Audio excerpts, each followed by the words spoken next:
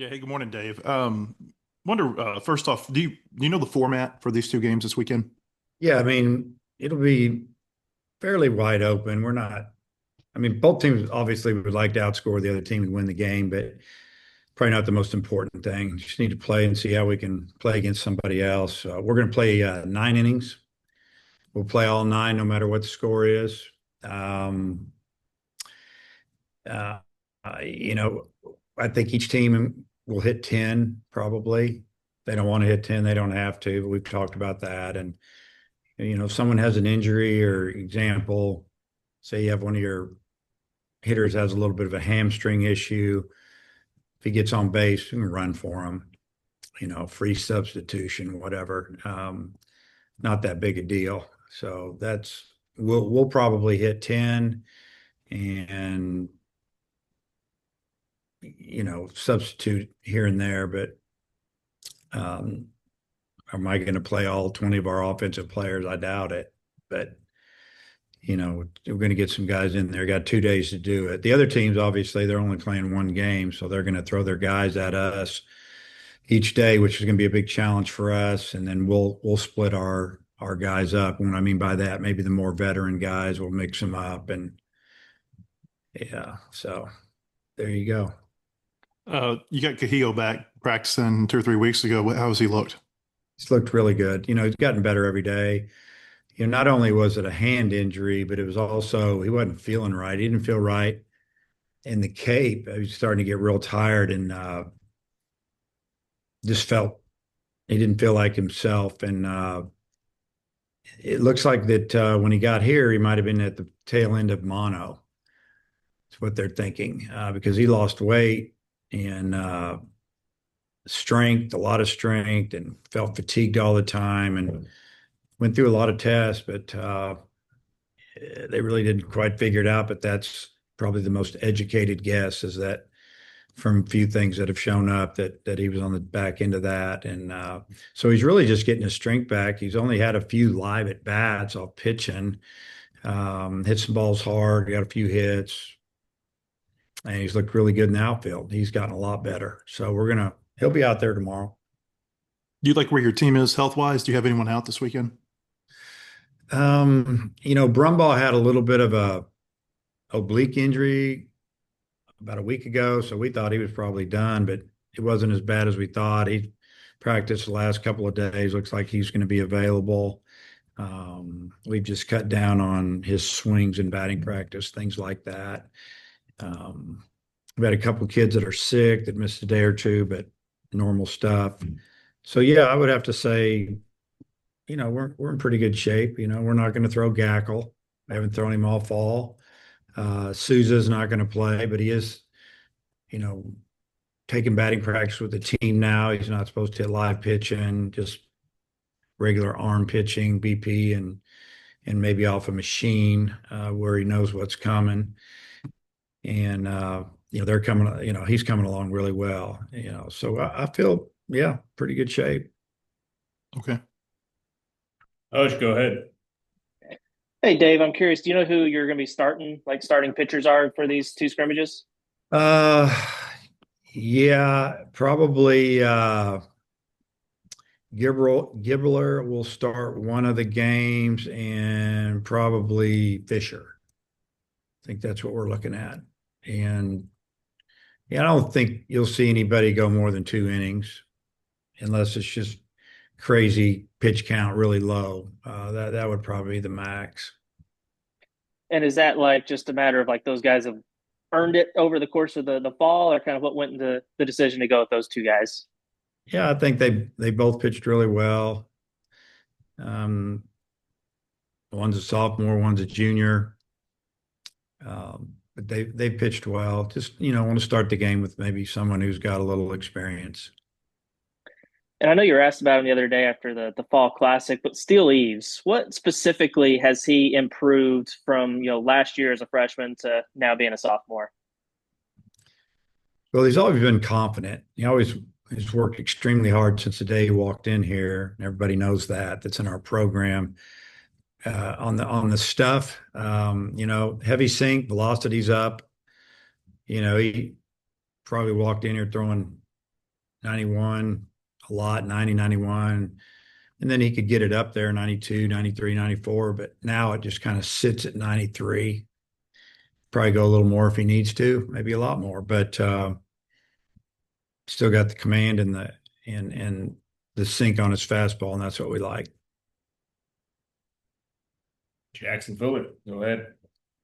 Hey Dave, can you kind of give us a peek behind the curtain at maybe what Gackel's fall has been like when not throwing? I mean, what's been the main focus for him? He's been lifting, he's strong right now, really strong, resting the arm, obviously. But now he's throwing now. He threw a bullpen the other day, not full speed, just 90 miles an hour type bullpen, 88, 91 instead of 95, 96. Just slowly ramping back up. I think it was really good for him, probably good for his, psychic mental part of it, just knowing you get to rest a little bit. And, that's one reason we start early. Even though we know the weather's going to be hot here in September, we start the very first day we were eligible to start per the NCAA rules. And we could finish up as late as next Wednesday, but we'll be done on Saturday with teamwork as far as competition and that. Now we'll get into our strength and conditioning Monday. It'll give us 6 full weeks in there before Thanksgiving, and we'll still do group work and position work, so to speak, a lot of that. But our guys are going to get strong. We'll lift 4 times a week. I know, obviously Ryder's the man behind the plate, but what have you seen from maybe the guys vying for, when he does need a break or a spell, the 3 guys behind him? How are you feeling about that backup catcher spot right now? Yeah, I mean it's obviously super important. You never know when your catcher is going to take a foul tip or whatever goes on there. Kleiman is caught the ball pretty well. He throws well. He's got some experience. He's actually hit the ball extremely well this fall. I'll try to get him in some this weekend if possible. And then, Ryder's going to fight me. He's going to want to play every inning, and he's going to want to catch every game. But he's very strong and very tough. But we'll figure out how that works. Rutenbard, he's hit the ball well. He's gotten better with his receiving.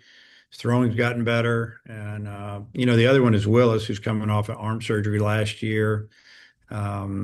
He's caught the ball well. We haven't been able to play him a lot back there because of, in scrimmages, you got to be able to throw a little bit, and he's still working that thing out. So that's where we're at.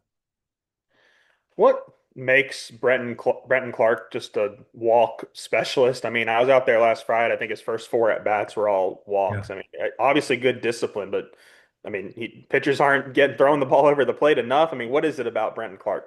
Well, he fouls off pitches. Usually stays in the strike zone. He went out and had a really good summer, gained a lot of experience, kind of did what we asked him to do. I think I mentioned that before.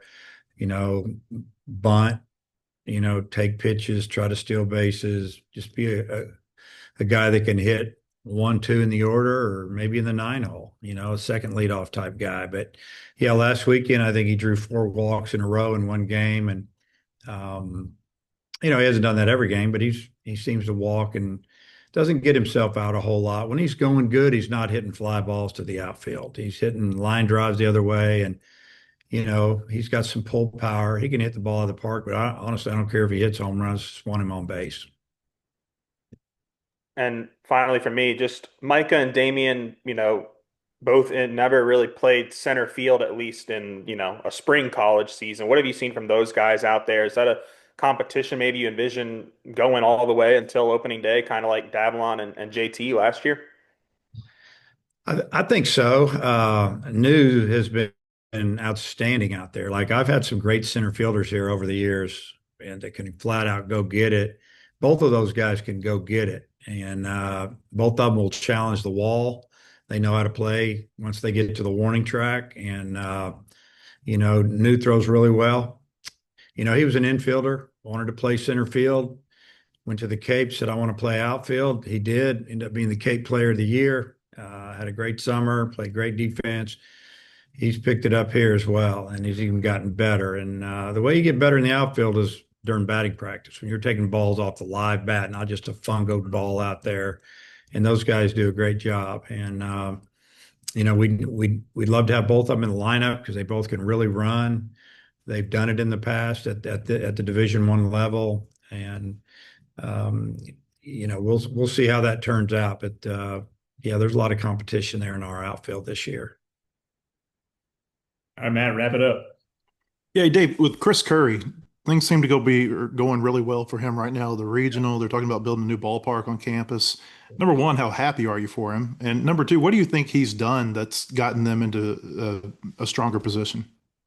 Well, super happy for him. Talked to Chris a couple times in the last 10 days and talked to him throughout the season, off and on. And, we were so close to facing them in game 1 in Omaha. That would have been unbelievable. I mean, if they would have won that game against LSU, they had the lead early, and obviously it didn't work out. But I mean, how that would have been special, just playing team from your state in the first round in Omaha. But I think he's gotten the program in really, really good shape, obviously. I mean, they were struggling last year, and, the old saying, if it doesn't kill you, it makes you stronger. And, man, they fought it and felt bad for him. And then they got in the tournament, and their conference tournament, they won it. And then they never looked back. I think they started playing like they thought they would more during the season with who they had. And where they are now and where they're going, I mean, they have a lot of players back from last year's team. And matter of fact, they played Ole Miss last weekend and a couple of 6-inning games, and I think they might have outscored them pretty good in one of them. So they're going to be really good. They've got experience, and they do a good job of recruiting and evaluating. And most of their recruiting and evaluating is going to be with kids that are from junior colleges or maybe from the portal, and they're going to sneak a few high school kids through. They're going to develop, and they've done a good job with it. And and then the ballpark, that would be great. They need another ballpark down there. They need their own park and different location, and they deserve it. Everybody I talk to says Dan Hefner can really teach hitting. From just the perspective of your pitchers facing good hitters this weekend with DBU coming into town, what do you think about that? Well, I mean, Dan has a great reputation. He's a great human being, really good baseball coach, and has had a few opportunities to leave there for some teams, maybe even our league, and he stayed there and is happy there, is taking care of him there, and he does have the reputation to be able to elevate hitters, and I think it's going to be a big challenge for our pitchers, and I think that it's going to be a big challenge for our whole team. The way we set this up is we're playing a night game against one team, and then when we get done playing them, they'll leave. DBU will come in Friday night, spend the night, and then they're going to come play us. So, like I said, we're going to have to split our pitching. And you're going to try to put some experience on both days. And then the other thing that I wanted to do with this is that, we could have played another 6 o'clock game. Dan would have been fine with that on Saturday night, but we thought it might be really good for our team to experience night game to day game and see how we handle it. Are we going to be sluggish and be a little tired?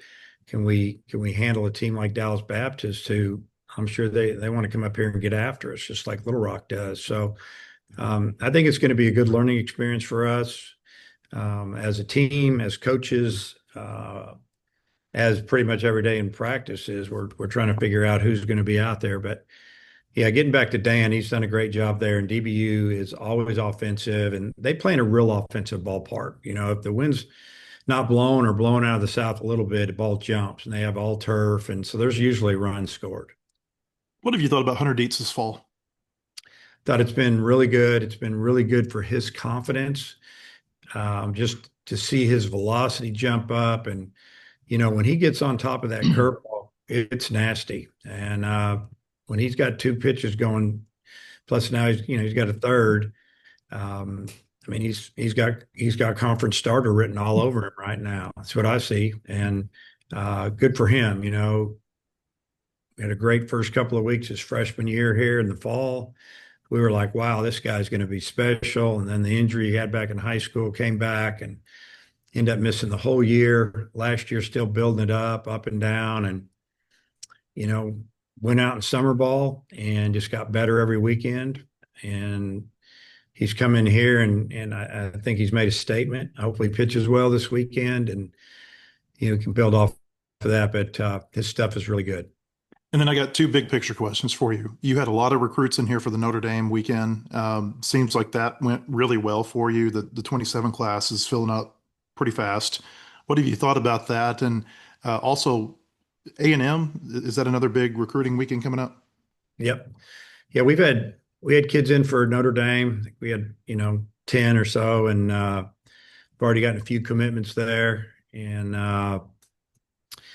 excited about that, following up on the other guys. They've got to finish taking their visits. And, a lot of those kids are juniors, so they don't have to make a decision this year if they don't want, but we'll wait on them for the most part. And then, we've had a couple of kids in, and on a weekend we didn't play football, and we got both of those kids. And, some kids are all about the football game and all the experience. Some are super serious about the baseball, and they just want to see what you're doing. And it's nice if you can combo both, maybe get them to see a scrimmage and at the same time get to see the spirit of the university here in the state when we're playing football and gain that. And then, and then A&M, we've got another good sized recruiting class or group coming in and trying to organize that thing around. At least we have a game time now and we can move around that. And yeah, it never stops. It's just what we do.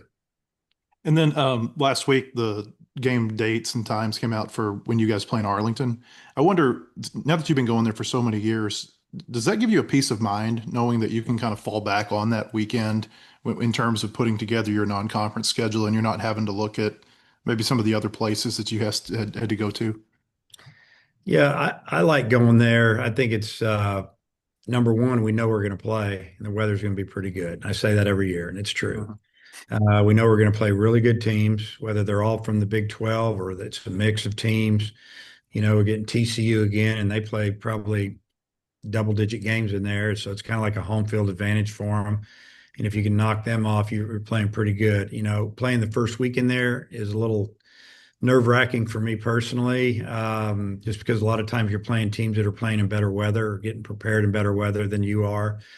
But it's at least you're going to play. Kids are excited, and then we're going to stay over and play a game on Monday. Mm-hmm. So we're going to play 4 games down there in 4 days, not play a midweek game here, and then play on the weekend. So, I think to answer your question, we build around it a little bit. Why did you make the decision to stay for that 4th game this year? Because this is the first time you've done that. Yeah, well, we tried to do it in the past. It didn't work out. We almost had it done last year. A lot of times you travel back from that tournament, you get back late on Sunday night, Monday's an off day, and then you're playing somebody here on Tuesday. You have two issues. You never know how the weather's going to be. Maybe 3 issues. And there's some guys that didn't get to pitch in those 3 games. They're a little fired up that they didn't get to pitch, and we really want to get them out there on Tuesday. We can stay down there. We know we're going to be inside, and we know we're going to get to pitch, 3, 4, 5 more guys. And then sometimes that Tuesday game, after all that travel and the big tournament and all the excitement, you have a little bit of a letdown there and a little vulnerable. So we're trying to work it out in the 27 season where we can do it again. Okay. Thank you. Coach, thanks for your time. Okay, guys. See you.